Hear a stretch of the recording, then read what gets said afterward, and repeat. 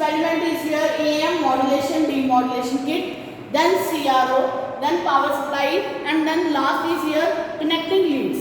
So firstly we will understand the concept of your amplitude modulation. For the amplitude demodulation, firstly we should know about what is amplitude modulation. Actually, for amplitude modulation, we need a modulating signal. So, as you can see in the modulating signal, we have vertical amplitude is on the vertical axis, and on the horizontal axis there will be time. So, modulating signal is always of much lower frequency, much lower frequency than your carrier. Now in the second, now you can see for the amplitude demodulation, second signal required is your carrier signal. Now you can see the carrier signal. Carrier signal is having the frequency much higher than your modulating signal, and the modulating signal actually also known as your baseband signal or the original signal. So in case of carrier signal, on the vertical axis we have the amplitude, and on the horizontal axis we have the time, and its frequency is much higher than your modulating signal.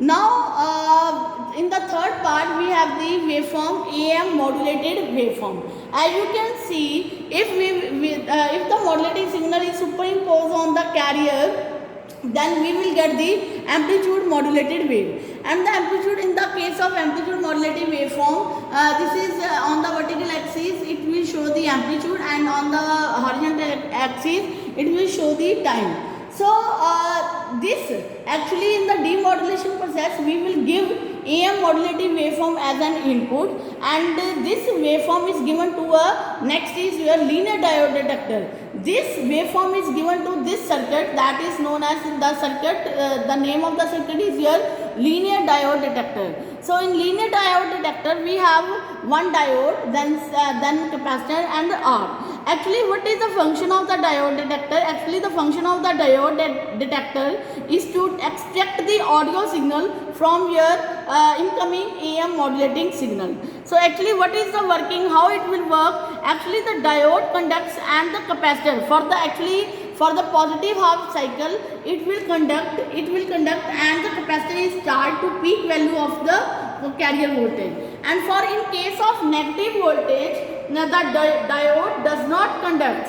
That means input carrier voltage is disconnected from the RC circuit, and therefore capacitor starts discharging through the resistor with the time constant RC. So we have to select the T suitably chosen so that the voltage across the capacitor will not fall during the small period of your negative half cycle, and by that the next time positive half cycle appears, the cycle this cycle again charges the capacitor voltage. So hence the output voltage actually across the capacitor is spiky modulating as baseband signal. We get the baseband signal here. So the capacitor actually is used for the giving the envelope of the modulated carrier signal, and actually these spikes are introduced because of charging and discharging of the capacitor. So time constant RC should be large so that the capacitor discharges negligibly small. So at the output we will get the demodulated output like this at the output of your linear diode detector, and demodulated output is actually the modulating signal, means the original signal which we have sent, and the demodulation is always done in your receiver part. So now we will do this experiment on the kit, and I will show you the demodulated output waveform in the kit. Now we will do this experiment we will see this experiment on the kit for generation of your demodulated output. Firstly, we will do the connection like this, where from here we will give the audio frequency or the modulating signal to this terminal, and we will take the carrier oscillator will generate the carrier signal here, and it will generate the 450 kilohertz. So it will now this lead will be connected to this portion, and here we have calculated where we have generated the modulated output. Actually AM modulated output will be work as a input for the demodulation section. So this, now you can see the connection.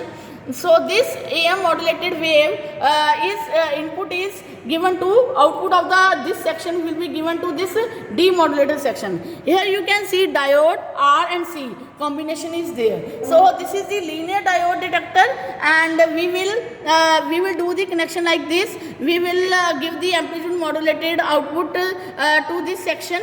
So AM will be in, this lead will be connected to this, and this lead will be ground lead will be connected to this. Then I will short these two terminals by making the connections in between R and C. Then this black lead is connected to the CRO for the ground, CRO probe for the ground, and this lead is connected to this red lead is connected to the CRO for for taking the demodulated output waveform. Now you can see on the CRO, this is the demodulated waveform. Actually this is the original signal. So you can see frequency for this is given as here 531.9 hertz, and the VPB is here 5696 millivolt. So we have generated the AM modulated, we have generated the original signal or modulating signal with the demodulation process. So with this I am ending this experiment. Students, if you have any problem, then ask me. Thank you.